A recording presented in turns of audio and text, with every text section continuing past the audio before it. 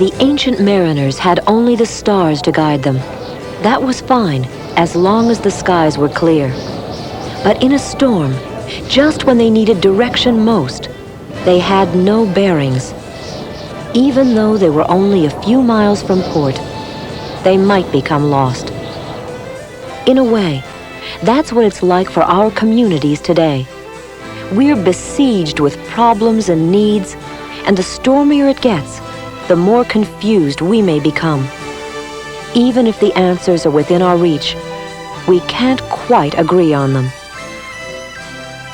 Most of us feel we know, or can guess, what our community's problems are. But which problems are most urgent? Where does one problem stop and a related problem begin? How do we establish priorities? For example, we're all concerned about teen pregnancies. But where does that problem begin and end? Teens are vulnerable to birth problems, resulting in infant fatalities or birth defects. Teen parents often are single parents. Frequently, they find themselves in a poverty cycle. Children brought up in these homes are more likely to suffer from early childhood deprivation and lack of proper childcare. This results in poor performance at school. That performance, other school-related problems, and home situations lead to drugs, dropout, and teen pregnancy. Community problems are all interwoven. Community solutions need to weave together various organizations, issues, and new solutions to make a difference. Following the COMPASS process allows us to achieve this level of problem solving.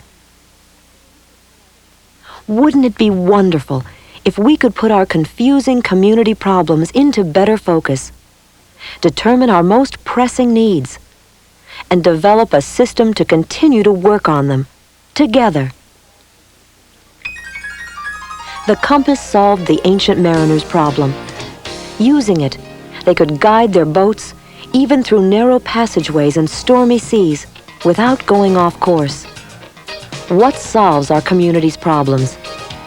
Often our work seems to be hit or miss, with both duplicated services and gaps in the delivery of services. Now COMPASS can act as our guide, defining the direction. We can choose from several routes or types of assessments to get where we want to go. It can't make decisions for us. It can only keep us on track when we've decided where we want to go. COMPASS may initially look massive. However, once we have scanned the material and understand our options, it is really much simpler than it appears. COMPASS is both a process and a set of tools, developed by United Way of America with assistance from the Urban Institute and a grant from the Gannett Foundation. We will now look at the tools and how we can use them.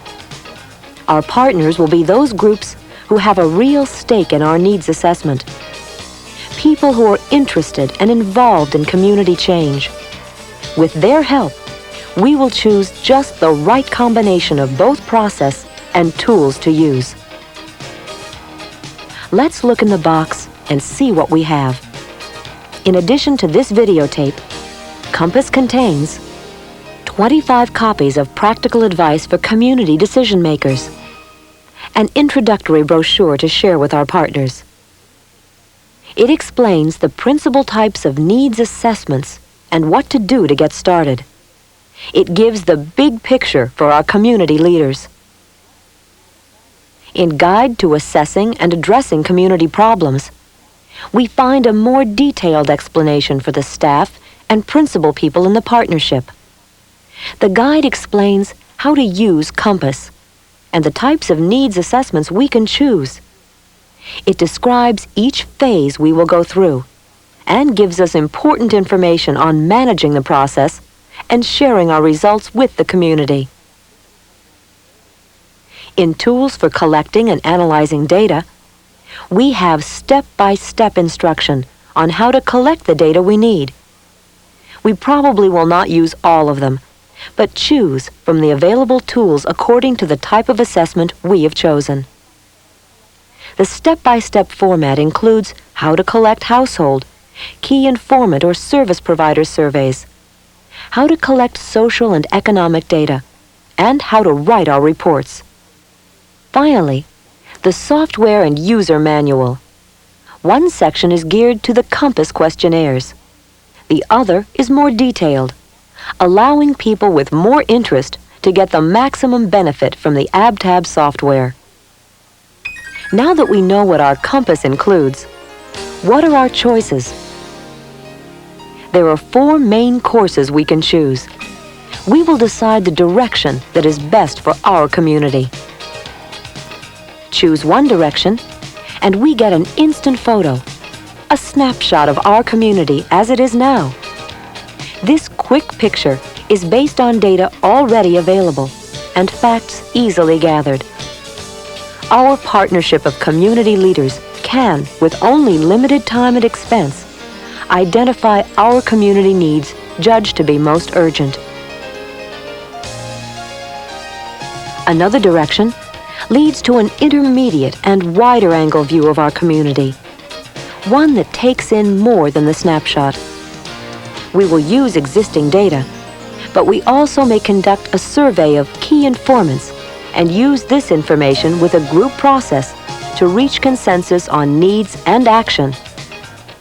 Go in a third direction to reach a comprehensive vision of community problems and solutions, a very thorough study. Much of our information will be new. We may use 2 or more surveys and include breakouts based on population groups and geographic areas. Again, our findings will be reviewed through a group process that leads to consensus and action. In the fourth direction lies a focused and in-depth view of a specific problem, population, or area of our community. Any community can accomplish a good needs assessment using one of these 4 types. We will want to scale our assessment to meet our resources in time and money. The cost will vary considerably depending on the extent that volunteer and in-kind resources are used, or whether hired contractors are involved. A needs assessment can cost as little as $1,000 and as much as $70,000 or more, depending on how thorough we want to be. The goal is not only to assess problems, but to find solutions and to carry out actions. The important element in our success is our partnership.